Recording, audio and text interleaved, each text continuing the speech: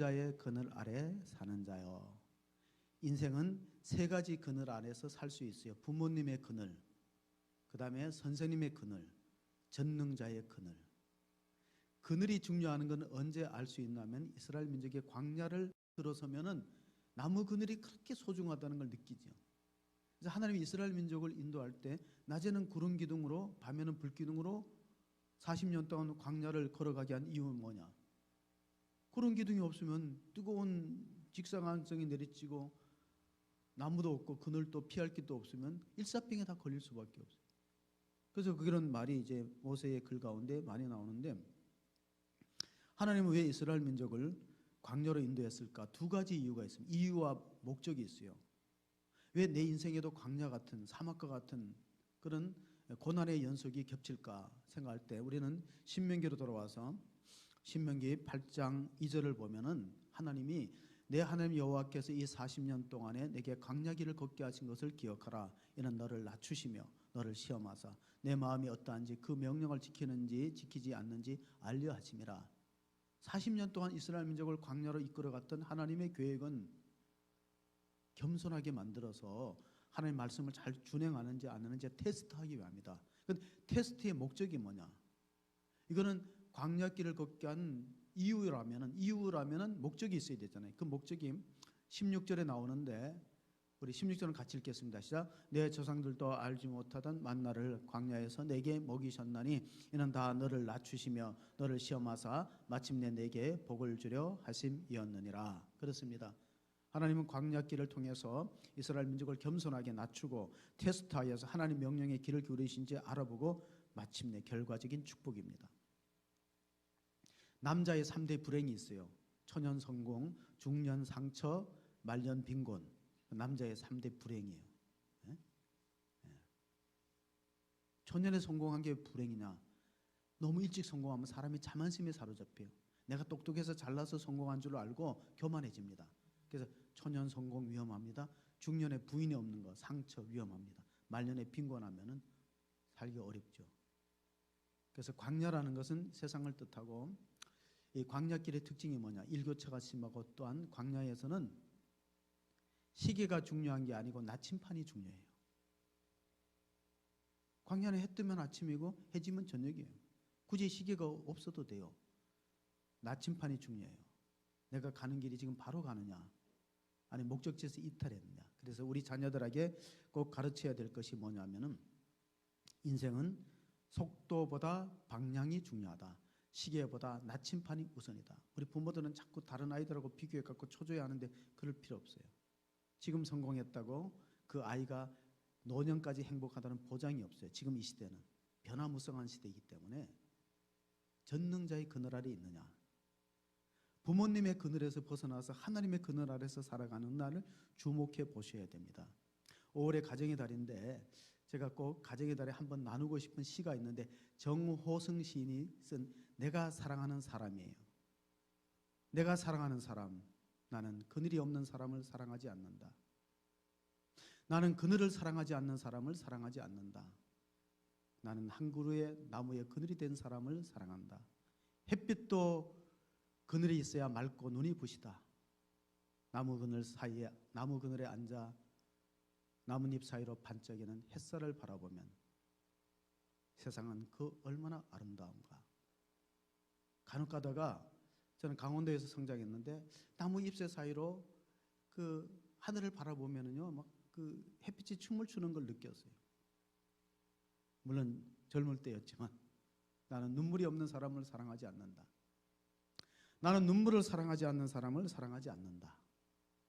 나는 한 방울의 눈물이 된 사람을 사랑한다. 기쁨도 눈물이 없으면 기쁨이 아니다. 사랑도 눈물 없는 사랑이 어디 있는가? 나무 그늘에 앉아 다른 사람의 눈물을 닦아주는 사람의 모습은 그 얼마나 고요한 아름다움인가. 내가 사랑하는 사람이라는 시를 보면서 그 옛날에 베스트셀러가 됐던, 여러분이 잘 아는 그 아낌없이 주는 나무라는 짧은 글이 있어요.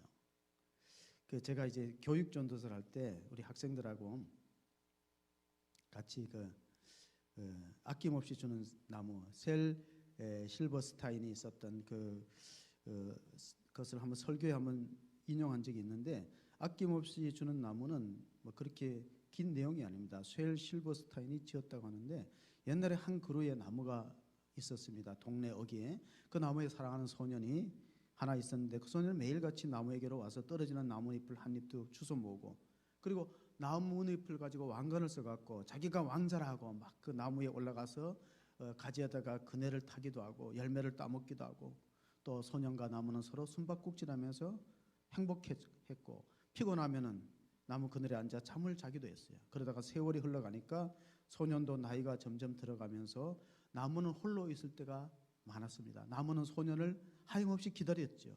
그러다가 이제 소년이 어느 날 나타나자, 같이 놀자, 옛날처럼 우리가 그네도 뛰고 열매도 따먹고 그렇게 즐겁게 지내자 그랬더니, 그 소년이 아니야, 나는 컸어, 내게 필요한 거는 돈이야, 물건도 사야 되고 재밌게 놀고 싶단 말이야, 나한테 돈이 있어야 돼. 그랬더니 나무가, 나는 돈이 없는데 그러면 내 잎이나 열매를 따갖고 도예지에 가서 팔면은 그러면 돈이 생길 수 있어.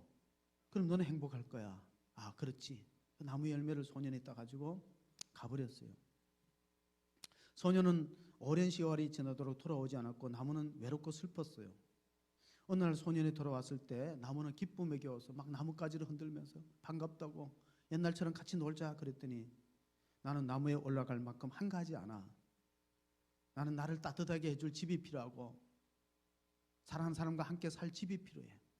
그리고 거기서 결혼해갖고 애들도 낳고 그렇게 살고 싶어. 집이 없어.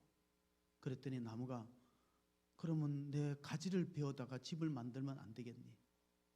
소년은 그렇지. 나뭇가지를 다 베갖고 집을 짓고 행복하게 살았고 나무 곁을 찾아오지 않았습니다.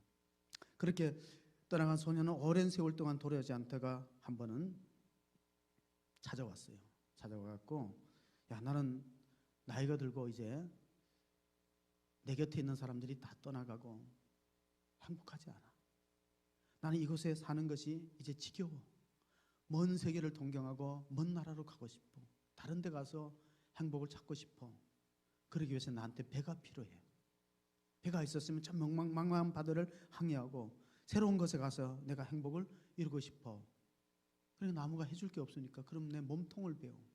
내 줄기를 베갖고 배를 만들어. 아, 그렇지. 소년은 그 나무의 몸통을 베갖고 배를 만들어갖고 먼 바다로 나가버리고 말았습니다. 이제 나무는 다 죽어 밑둥만 남았어요. 그리고 나서 잊혀졌던 그 소년이 머리가 희끗희끗해서 돌아왔어요. 나무한테 이렇게 말합니다. 나는 이제 그네를 탈 수 있는 나무가지도 잃어버렸고 몸통 줄기도 없고 열매도 없어. 내가 가지고 있는 것은 이 나무 밑둥지밖에 없는데 너 피곤하면 여기 앉아서 쉬어. 내가 밑둥지 너에게 의자가 되어줄게 하고 말했어요. 이 소년은 늙어서, 그렇지, 난 이제 다 필요 없어, 쉴 곳이 있으면 돼 하고 거기 앉아 쉬었다. 뭐 이런 글입니다. 여러분 한번 들어보셨을 하는 내용인데, 그 제목이 뭐냐면 아낌없이 주는 나무. 그것이 우리의 어머니. 자식을 위해서 아낌없이 다 주었어요. 열매도 줬고 가지도 줬고 줄기도 줬고 밑둥지만 남아서 있는 어머니. 이 불교에는 이런 용어가 있어요. 못생긴 나무가 산을 지킨다. 잘난 나무는, 곱고 잘난 나무는 다 베어가 봐요. 못생긴 나무. 어떻게 보면 우리 가정을 지키는 어머니, 교회를 지키는 성도들, 똑똑하고 지혜로운 사람이 아니고 못난 나무가 산을 지킨다. 독재자는 살아서 지배하지만 순교자는 죽어서 지배한다. 교회를 지키는 사람은 순교적인 영성인데, 이 어머니가 바로 그런 순교자 형태의 모습을 띠고 있기 때문에 오래전에, 상당히 오래됐어요. 삼성인가 어디 그 광고 문안 가운데 당신의 이름은 어머니입니다. 어머니 일생을 요약한 그 광고 문안이 있는데, 우리는 당신을 어머니라 부릅니다는 제목입니다. 21 당신은 고개를 2개 넘어 얼굴도 본 적 없는 김시댁 큰 아들에게 시집을 왔습니다. 32 자식이 밤늦게 급체를 앓았습니다. 당신은 자식을 얻고 읍내병원까지 밤길 20리를 달렸습니다. 36 시집 온 지 5년 만에 자식을 낳았습니다. 당신은 그제서야 시댁 어른들한테 며느리 대접을 받았습니다. 40 그의 겨울은 유난히 추웠습니다. 당신은 자식이 학교에서 돌아올 무렵이면 자식의 외투를 입고 동구 밖으로 나갔습니다. 그리고 당신의 체온으로 덮여진 외투를 입혀주었습니다. 52 자식이 결혼할 여자라고 집으로 데려왔습니다. 당신은 분칠한 얼굴이 싫었지만 자식이 좋다니까 당신도 좋다고 하였습니다. 60 환갑이라고 모처럼 자식이 돈을 보냈습니다. 당신은 그 돈으로 자식의 보약을 지었습니다. 65 자식 내외가 바쁘다며 명절에 고향에 못 내려온다고 했습니다. 당신은 동네 사람들에게 아들이 바빠서 아침 일찍이 올라갔다며 당신 평생 처음으로 거짓말을 하였습니다. 오직 하나 자식 잘되기만을 바라며 살아온 한평생, 하지만 이제는 깊게 주름진 얼굴로 남으신 당신, 우리는 당신을 어머니라 부릅니다. 바로 여러분이 그 주인공들입니다. 사랑하는 우리 어머니 기도에 참여하신 모든 분들이 우리 어머니들을 추억하면서 또 우리 다음 세대를 어떻게 길러갈 거야 고민하면서 이 자리에 모였습니다. 성경에 보면은 자녀 교육에 성공한 가정이 있고 자녀 교육에 실패한 가정이 있어요. 어떻게 해야 우리가 정말 자녀를 하나님의 뜻 가운데로 잘 양육할 것이냐, 우리들의 과제예요. 자식은 여호와의 주신 기업이요 태의 열매는 그의 상급이다. 시편 127편의 말씀을 키에르케고르라는 덴마크의 철학자 키에르케고르, 자식은 하나님이 그 부모에게 주신 선물이라 그래요. 선물. 무엇과도 바꿀 수 없는 선물을 어떻게 길러갈 것이냐, 숙제예요. 우리가 사무엘상을 보면은요, 사무엘 위대한 이스라엘의 지도자가 태어나요. 한나의 가정에서. 한나의 어머니의 눈물의 기도가 사무엘을 만들었어요. 근데 더 좋은 환경이었던 제사장 엘리의 가정은 몰락했어요. 이유가 뭘까?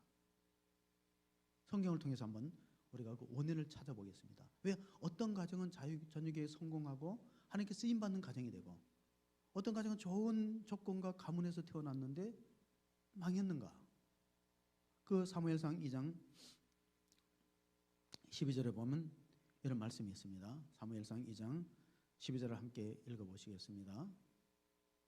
제가 이 성경을 안 줬는 것 같아요. 제가 이제 찾아서 읽어보면은 그 엘리 제사장의 자녀들은 하나님을 알지 못함으로 행실이 착하지 못하였더라. 근데 이걸 역으로 해석하면은 그들의 행실이 나쁘고 하나님을 알지 못했다 그랬는데 이걸 역으로 해석하면 하나님을 알지 못하기 때문에 행실이 나쁠 수가 있어요. 그러니까 우리 자녀들에게 하나님을 알게 해주고 하나님을 체험하게 해주고 하나님의 말씀으로 양육하지 않으면은, 그다음에 사무엘상 2장 17절에 보면은 자 한번 같이 보겠습니다. 엘리의 아들들은 행실이 나빠 여호와를 알지 못하더라. 근데 저는 이걸 반대로 해석합니다. 왜 아이들이 행실이 나빴어요? 하나님을 알지 못하니까, 하나님 아는 지식이 없으니까 행실이 나빠지는 거예요. 우리 아이들을 아무랄 게 아니라 우리가 왜 자녀들에게 하나님을 아는 거, 그 17절 한번 읽어봅시다. 시작. 이 소년들의 죄가 여호와 앞에 심히 크면 그들이 여호와의 제사를 멸시함이었더라. 자, 예배의 중요성을 안 가르쳤다는 거예요. 여호와의 제사를 멸시하고 무시했다는 거예요. 그러면 하나님 보실 때 그 신앙의 가정, 특별히 우리가 자녀 교육을 교회에 일임하는 것은 성경적 방법이 아니에요. 신명기를 읽어보면 내 집에서 부지런히 가르치라 그랬거든요. 그러니까 저는 교육이 되려면 삼각편대가 있어야 된다는 거예요. 학교와 가정과 교회가 삼각편대가 이루어져야 돼요.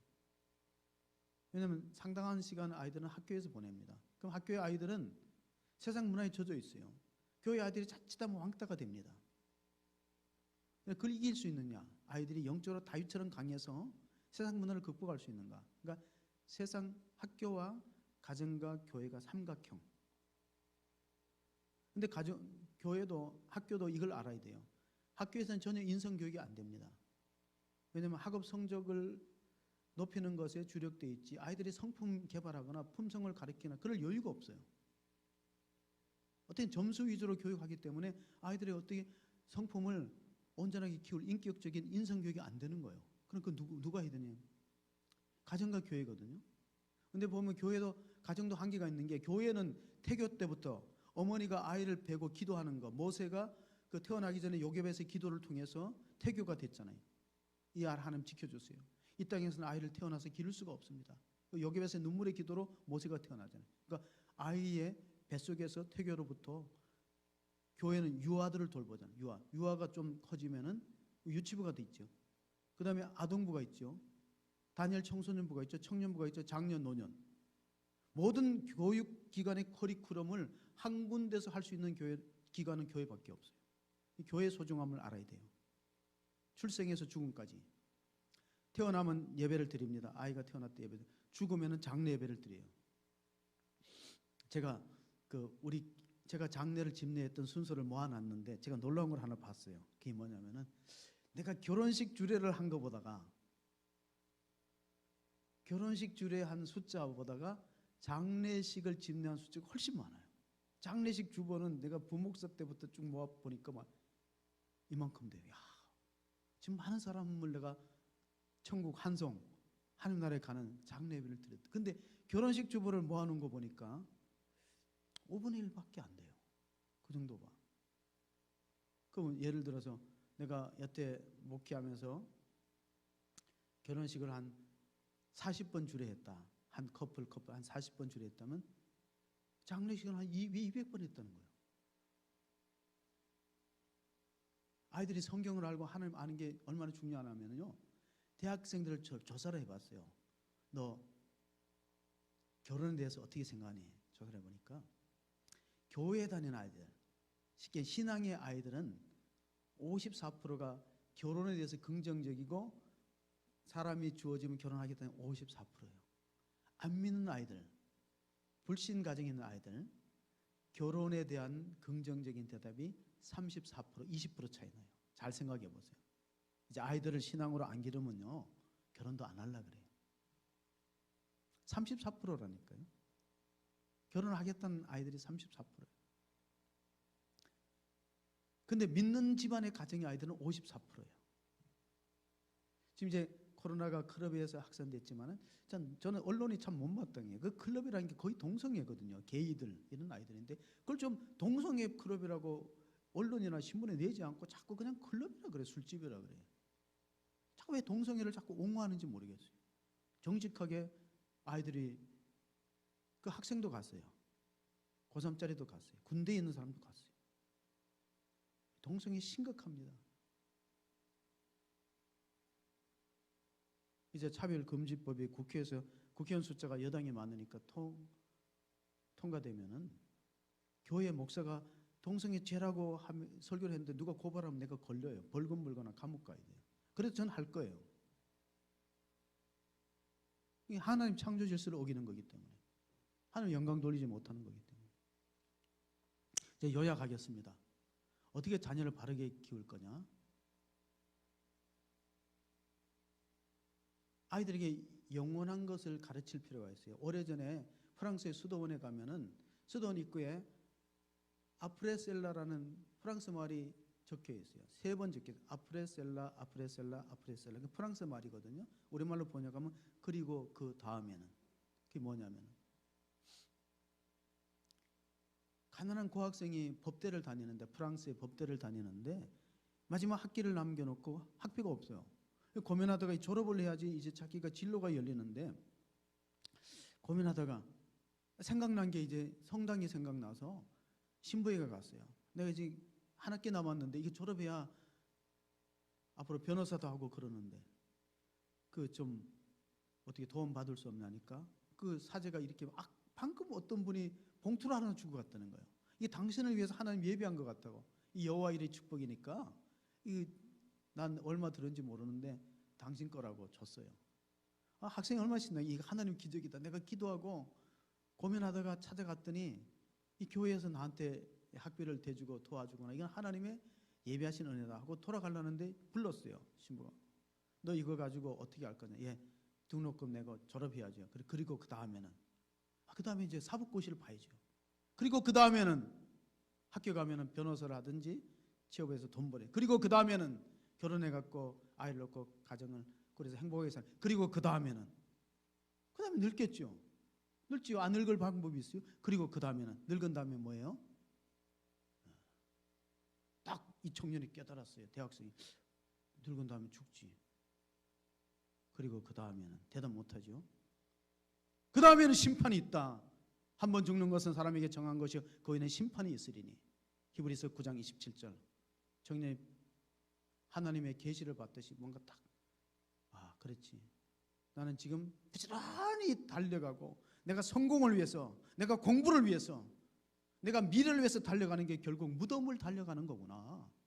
무덤을 향해서 가는 거지. 그리고 그 다음은 죽는 거야. 그리고 그 다음에 하나님 심판이 기다려. 그래 그 청년이 깨닫고 수도원에 들어갔고 열심히 수도 생활하고 많은 사람에게 자기가 도움을 받았던 것처럼 구제하고 선행해서 성자가 되었다. 그래서 그 수도원 입구에는 아프레셀라 그리고 그 다음에는 3번 적혀 있습니다.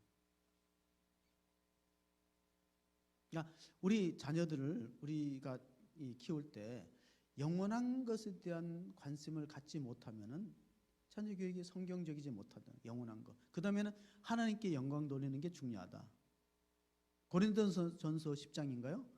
먹든지 마시든지 다 하나님의 영광을 위해서 하라. 너가 공부하는 것도 하나님 영광하는 거고, 너가 예술하는 것도 하나님 영광을 위해서 하고, 너가 어떤 분야에서 일하든지 최종적으로 하나님 영광을 위해서 살아야 된다. 그러니까 우리가 2가지를 가르쳐야 돼요. 오늘 어머니 기도회에서 우리 자녀들이 하나님의 영광을 위해서 산다는 목적 의식을 갖고, 또 하나는 영원한 것을 추구해야 돼요. 나 이 땅에서 잘 먹고 잘 살고 끝이야. 죽은 다음에 몰라. 이러면 자녀 교육이 성경적이지 않는 거예요. 죽으면 몰라. 그 다음에는 몰라. 아니, 영원한 걸 추구하도록 가르치기 때문에, 자, 하나님께 영광 돌리는 방법이 2가지 있는데, 이제 결론적으로 어떻게 하면 우리가 하나님을 영화롭게 하느냐. 시편 50편 23절에 보면 이런 말씀이 기록되어 있습니다. 감사로 제사를 드리는 자가 하나님을 영화롭게 하느니 그 행위를 옳게 하는 자에게 내가 하나님의 구원을 보이리라. 감사로 예배할 때 하나님 영광 받으십니다. 지금 예배가 참 막혀 있잖아요. 감사하는 마음으로, 감격하는 마음으로 하나님 나 같은 죄인을 구원해서 하나님 자녀 삼아주시면 감사합니다. 감사한 마음으로 예배를 드릴 때 하나님 영광 받는 거예요. 또 하나가 영광 받는 게 뭐냐면 마태복음 5장 16절의 말씀이 있어요. 너희의 착한 행실로 안 믿는 사람들에게 하나님께 영광이 돌아가게 해달라. 우리의 착한 행실이 안 믿는 사람들로 하여금 우리 아버지 하나님이 영광 받는 거예요. 그러니까 영광을 받는 것은 착한 행실과 감사의 제사예요. 그걸 놓쳐버리면 안 됩니다. 감사로 제사를 드리는 자가 나를 영화롭게 하나님을 영광스럽게 하느니 그 행위를 옳게 하는 자에게 내가 하나님의 구원을 보이리라. 또 하나 마태복음 예수님께서 너희는 세상과 빛과 소금이다. 그래서 너희의 착한 행실로 안 믿는 사람들이 여러분을 조롱하지 못하고 영광 돌리게 하라. 우리가 본문으로 다시 돌아와서 91편 우리가 4절을 한번 읽어보겠습니다. 91편 4절. 그가 너를 그의 깃으로 덮으리니 내가 그의 날개 아래에 피하리로다. 그의 진실함은 방패와 성방패가 되시나니. 자, 부모님의 그늘에서 애를 계속 묶어둘 거냐? 잘 생각해 보십시오. 전능자의 그늘로 옮겨갈 것이냐? 대부분의 부모들은 하나님의 보호 아래에 있는 자녀보다가 내 날개 밑에 있기를 원해요. 그런데 우리의 날개는 연약합니다. 우리도 상처 있고 신음하고 또 질병에 노출되기도 하기 때문에 계속해서 시편 91편 4절에 보면은 세계가 다 하나님께 속하여니 연병이 오거나 재앙이 오거나 환난이 오거나 다 하나님의 날개 아래에 있는 사람은 보호를 받는다는 거예요. 내 옆에 천인이 있고 앞에 10,000명이 있어도 그게 6절 7절에 나오는 말씀인데 우리가 시편 91편을 보면은 전능자의 그늘이 그만큼 중요하다는 거예요. 하나님의 은혜의 날개 아래서 살아가야 되는데 출애굽기 19장 4절에 모세가 십계명을 주기 전에 이런 말씀을 이스라엘 백성들에게 했습니다. 출애굽기 19장 4절 읽어보겠습니다. 내가 애굽 사람에게 어떻게 행하였은가? 내가 어떻게 독수리 날개로 너희를 업어 내게로 인도하였음을 너희가 보았느니라. 이스라엘 민족이 그 광야 40년을 안 죽고 굶지 않고 하늘에 만나를 먹이고 신발이 휘어지지 않도록 보호하고 어떻게 기적적으로 가나안 땅으로 갈 수 있는가? 그거는 하나님이 인도하셨다는 것밖에는 설명이 안 된다. 우리의 삶을 돌아보면 우리가 죄와 허물이 있고 실수가 있고 실패가 있는데 우리가 여기까지 왔다는 거, 만약에 우리가 천국 가면은 이건 하나님의 인도다, 전적으로 하나님의 은혜다 하고 고백할 수밖에 없어요. 내 노력이 아니에요.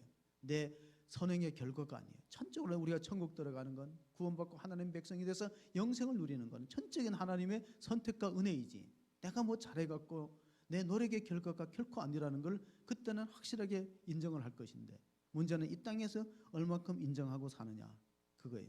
그래서 우리가 시편 121편 보면은 이런 말씀이 기록되어 있습니다. 5절 6절 한번 읽어보겠습니다. 여호와는 너를 지키시는 이시라. 여호와께서 내 오른쪽에서 내 그늘이 되시나니 낮에 해가 너를 상치 않고 밤의 달이 너를 해치 아니하리로다. 6절의 말씀인데 성경에 6절 같이 읽어볼게요. 시작. 낮에 해가 너를 상하게 하지 아니하며 밤의 달도 너를 해치지 아니하리로다.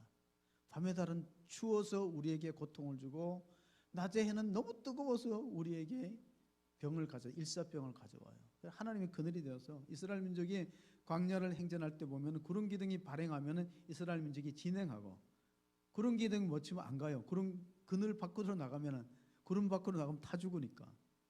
그러니까 우리 성도의 일생이라는 게 전능자의 그늘 아래 보호를 받는 것. 그러니 우리는, 우리 자녀들이 기도하는 이유가 뭐냐? 하나님께서 우리 자녀를 전능자의 그늘 아래 머물게 해주세요. 맡기는 거예요. 전능자의 그늘이 얼마나 중요하냐면은, 이 전능자의 그늘이라는 책이 있는데 그 쓴 사람이 엘리자베스 엘리엇이에요. 엘리자베스 엘리엇의 남편은 짐 엘리엇, 다시 말하면 제임스 엘리엇.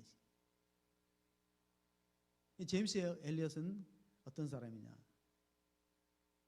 이 1949년도에 그가 히튼 칼리지 유명한 명문 대학입니다. 왜냐하면 빌리그램 목사님이 히튼 칼리지를 나왔는데 그 히튼 칼리지를 수석으로 졸업한 사람이 짐 엘리엇이에요. 그 일기장에 49년도 일기장을 한번 보시면은 일기장의 글귀를 지금 이렇게 나와 있어요. 같이 한번 읽어보시죠. 시작. 영원한 것을 얻기 위하여 영원하지 않는 것을 버리는 사람은 결코 바보가 아니다. 밑에는 영어로 되어 있는데 저런 거를 영어로 해야지 수준이 높은데, 첫째 눈도 나쁘고 발음도 안 좋고 그냥 번역된 거, 영원한 걸 얻기 위해서 영원하지 않는 것을 버리는 사람은 결코 바보가 아니다. 1949년도에 대학생 때 썼는데 선교를 갔다가 죽었어요. 자기 동료들 4명하고 5명이. 그래서 그 부인이 남겨진 미망인이 쓴 제목이, 책 제목이 전능자의 그늘이에요. 오늘 설교 제목이 시편 91편. 그 왜 거기 갔냐? 히튼 칼리지를 수석으로 졸업했으면 장래가 촉망되는 청년인데, 그 남미 에콰도르 부족은 인디안들 아주 식인종이에요, 식인종. 거기 갔다가 무참하게 선교 제대로 못하고 살해당해서 강가에 버려졌어요. 그 당시에 그 1955년도인가 라이프유지라는 시사 주간지에 이 얼마나 엄청난 낭비인가 한 것 몇 장을 적었어요. 그 우리로 말하면 이제 시사 주간지죠. 거기서 이 얼마나 낭비인가 하는 타이틀을 딱 적어가지고, 왜 젊은이들이 왜 그 어리석게 그 남미에 선교하러 간다고 식인종한테 들어가서 이렇게 희생당하는가, 낭비다. 이 얼마나 어리석은 낭비냐 했을 때 아내가 일기장을 들이댔어요. 우리 남편이 49년도에 이 일기장을 쓰고 6년 만에 한 줌의 죄로 변했는데, 바보냐? 우리 남편이 바보냐? 아니라는 거예요. 영원한 것을 위해서 영원할 수 없는 목숨을, 영생을 위해서 이 육신의 목숨을 버리는 게 바보냐? 그 질문이에요. 하나님 우리에게 분명히 영생을 약속했거든요. 하나님 나라 천국. 그러니까 담대하죠. 우리는 부활을 믿고 영생을 믿으니까 세상에 어떤 질병과 환난과 고난과 역경이 닥쳐와도 맨 마지막에는 죽기밖에 더 하겠느냐. 우리 죽음 넘어서 영생을 바라보고 부활을 소망하는 믿는 사람인데, 담대하게 나가서 복음을 전하다가 친구들과 같이 희생당했는데, 그 짐 엘리엇의 부인이 엘리자베스 엘리엇인데요. 3년 뒤에 또 그 남편 죽인 대로 들어갑니다. 뭘 배웠냐? 간호학을 배우고 언어를 배웠어요. 그래서 선교를 하니까 그 사람들의 마음이 결정적으로 녹은 게 뭐냐? 아니, 우리가 죽였는데 그 부인이 또 왔대. 그리고 또 죽은 사람들을 소지품에 권총이 발견됐거든요. 총을 뽑아서 다가오는 인디언을 썼으면은 우리가 죽고 선교사가 살을 텐데 왜 안 뽑았을까? 총알이 들어있는데. 그래서 아우카족이 마음을 열게 된 것이 선교사들의 총 때문에, 총이 있는데 자기 방어를 할 수 있는데 창을 던지고 도끼를 가지고 오는 그런 사람들에게 쏘고 도망가고 비행기 타고 갔으면 살을 텐데 경비행기가 왔거든요. 근데 경비행기를 놔두고 그냥 창을 받아서 순교했어요. 그래서 그 영어로 만들어진 게 창끝이고, 그 짐 엘리엇의 동기 5명의 그 친구하고 전체가 5명이고, 그 선교사 아들을 몇 년 전에 제가 그 한국에 왔을 때 그 간증을 들었어요. 여러분, 신앙이 뭘까 잘 생각해 보시고, 영원한 것을 아이들이 추구할 수 있는가? 하나님께 영광 돌리는 것이 우리 삶의 목적인데, 그러기 위해서는 우리가 어디다 목숨을 걸어야 감사로 제사 드리는 자 하나님 영화롭게 한다. 우리의 착한 행실이 안 믿는 이웃 사람들이 하나님께 영광. 자식이 잘하면요 부모가 존경을 받잖아요. 똑같은 거예요. 예수 믿는 사람이 죄 짓고 잘못된 길 가면 하나님 아버지가 영광을 가리는 거고, 예수 믿는 사람이 선행을 하고 착한 일을 많이 하면은 아버지가 영광을 받고 똑같은 거죠. 그 다음에 또 하나, 예배에 목숨 걸었지. 우리가 엘리 제사장은 예배를 소중하게 여기지 않고 뭘 소중하게 여겼냐면 자식을 소중하게. 엘리 제사장의 가문의 몰락은 결정적인 원인은 자식을 하나님보다 더 사랑했다는 거예요. 우리 자식도 사랑하고 하나님보다 더 사랑하는데 우선순위가 문제예요. 하나님은 우선순위에 굉장히 예민하신 분이에요. 제가 성경을 읽으면서 느끼는 게 뭐냐면 하나님은 우선순위가 굉장히 민감하게 보신다. 하나님보다 자기 목숨 더 사랑하면 안 된다. 하나님보다 물질, 돈을 사랑하면 안 된다. 하나님보다 자식을 더 사랑하면 안 된다. 왜? 하나님의 자리에 하나님보다 더 사랑하는 것이 올라가는 순간에 그게 우상이 되는 거예요. 우상이 되는 순간, 하나님 말고 우상을 섬기는 순간에 가정도 자녀도 나라도 복을 놓친다. 그러나 하나님은 하나님으로 자리에 올라가고 하나님을 예배하고 하나님의 영광 돌리면 하나님은 전능자의 그늘을 펴갖고 그 아래에 있는 모든 우리의 자손들을 보호한다는 사실. 마치 어미 닭이 새끼 병아리를 날개에 품어서 자기가 희생되더라도 병아리를 보호하듯이, 독수리가 날개에다가, 독수리가 새끼를 훈련할 때 보면요 날개를 쳐서 떨어뜨려요. 그러면 날지 못하는 독수리가 땅에 떨어져 추락하려면 쏜살같이 내려와서 날개를 받아서 올립니다. 수없이 반복해요. 그러면 독수리가 독립해서 날 수 있어요. 하나님이 여러분의 인생 가운데 뚝 떨어지는 고통과 슬픔과 절망스러운 환경을 몰고 가는 것은 날기 위해서요. 안 그러면 못 날거든요. 안 그래 그냥 둥지 아래 두면 절대 못 날아요. 높은 데 올라가고 날개를 탁 쳐서 떨어뜨려 버려요. 땅에 떨어지면 새끼 독수리가 죽을 때 되면 받아줘요. 받아서 다시 올리는 거예요. 수없는 반복 속에서 스스로 날 수 있는 그런 독수리가 되듯이 우리 자녀들 하나님의 전능자의 그늘 아래 맡기는 그런 우리 믿음의 가정들 다 되시기를 주의 이름으로 축복합니다. 하나님 아버지 감사합니다. 오늘 어머니 기도에 나와서 함께 기도하는 가정들을 축복하시고 또 찬양으로 영광을 돌리는 가정들 기억하시고 지존자의 은밀한 곳에 거주하며 전능자의 그늘 아래 사는 성도가 복되다고 했습니다. 하나님께서 우리를 사냥꾼의 올무에서 심한 전염병에서 건지실 것이고 그의 날개 아래 보호해 주시라고 약속해 주었습니다. 그러므로 어떤 전염병이 다가오더라도 재앙을 두려워하지 않고 우리 자녀들 하나님 주신 소중한 상급이요 선물인 자녀들 믿음으로 잘 양육하고 말씀으로 하나님 주의 자녀로 훈련시켜서 기억에 쓰임받도록 도우시고 우리는 영원한 것을 추구하는 믿음의 백성이요 또한 하나님께 영광 돌리는 것으로 우리의 인생의 본질로 삼아서 하나님을 영화롭게 하고 영원토록 그를 기뻐하고 즐거워하기 위해서 감사로 제사하고 선하고 착한 행실을 통해서 하나님 앞에 영광 돌리는 신앙의 공동체와 가정 될 수 있도록 우리 자녀 될 수 있도록 축복하여 주시옵소서. 우리 구주 예수 그리스도 이름으로 기도합나이다. 아멘.